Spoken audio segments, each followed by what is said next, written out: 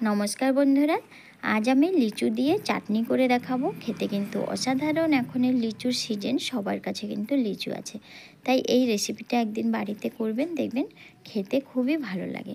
তাই এখানে নিয়ে নিলাম কতগুলো লিচু খোসা ছাড়িয়ে।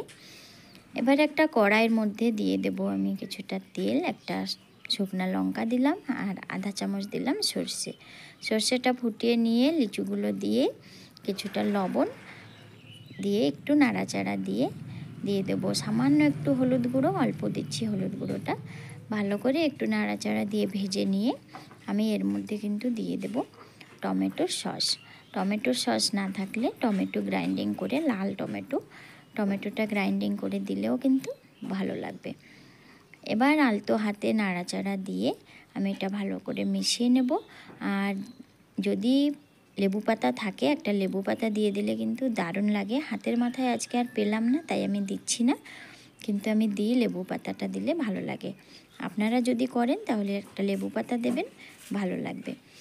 আর লিচুগুলো প্রচণ্ড মিষ্টি, তাই আমি চিনি দিলাম না। আর টমেটো সসটাও দিলে মিষ্টি লাগবে, তাই মিষ্টি দিলাম না। আপনারা চাইলে যদি টমেটো দেন তাহলে একটু চিনি বা গুড় একটু দিয়ে দিলে কিন্তু ভালো লাগবে। এবার গ্যাসটা বন্ধ করে আমি নামিয়ে নিয়েছি প্লেটে। ঝটপট হয়ে গেছে লিচুর চাটনি। খেতে অসাধারণ বন্ধুরা। আপনারা নিজেরা বাড়িতে করলে তাহলে বুঝতে পারবেন কতটা টেস্টি হয়েছিল এই লিচুর চাটনিটি। ভালো লাগলে লাইক শেয়ার করুন, কমেন্টে বলুন কেমন হয়েছে বন্ধুরা। আর যারা আমার চ্যানেলে নতুন বন্ধুরা আছেন তারা অবশ্যই সাবস্ক্রাইব করে আমার পাশে থাকুন, এরকম সিম্পল সুন্দর ভিডিও পেতে। আর একটা কথা বন্ধুরা, লিলি রান্নাঘর মানেই সহজ আর অল্প খরচে দারুণ রান্না।